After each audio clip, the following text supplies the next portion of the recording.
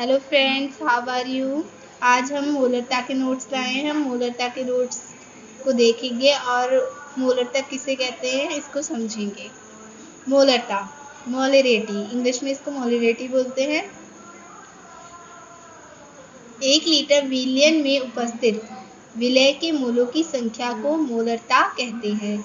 इसे capital M से व्यक्त करते हैं तथा इसका मात्रक मोल प्रति लीटर होता है।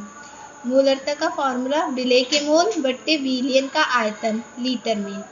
अब विलय के मोल क्या होते हैं? जैसे 12 वस्तुओं को बताने के लिए हम 1 दर्जन का प्रयोग करते हैं, 20 वस्तुओं को बताने के लिए हम 1 स्कोर का प्रयोग करते हैं। उसी प्रकार किसी सूक्ष्म से सूक्ष्म पदार्थ को मापने के लिए या बताने के लिए 1 मोल का प्रयोग करते हैं।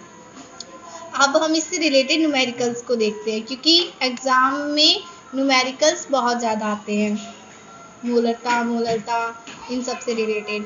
चलिए, उस विलयन की मोलरता की गणना कीजिए जिसमें 5 ग्राम NaOH 450 ml विलयन में घुला हुआ है। विलय के मोल। अब इसमें हमें मोलरता निकालने से पहले विलय के मोल भी फाइंड करने पड़ेंगे और फिर विलयन का आयतन लीटर में फाइंड करना पड़ेगा। अब विलय के मोल निकालते हैं। विलय इसमें क्या दिया है? NaOH दिया है ना, इसके मोल निकालेंगे। NaOH के मोल का फॉर्मूला होता है इक्वल टू द्रव्यमान बट्टे मोलर द्रव्यमान। अब मोल को हम ईटा से डिनोट करते हैं, इसलिए यहाँ पे हमने ईटा लिख दिया है, ईटा NaOH।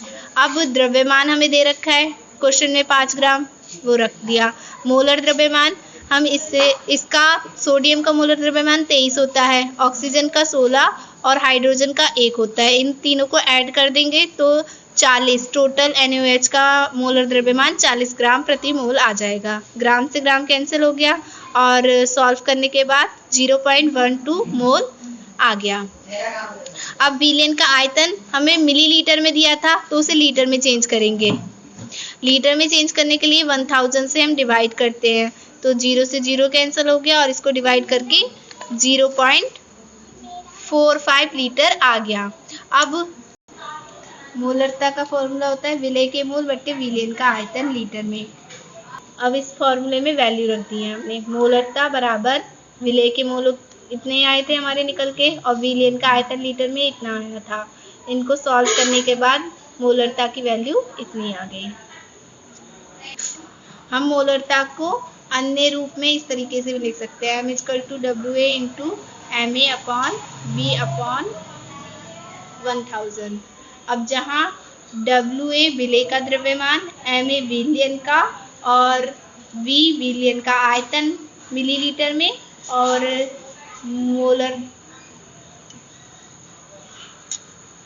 M मोलरता और जो MA था वो विलयन का मोलर द्रव्यमान था। सॉरी, छोटी सी मिस्टेक हो गई थी।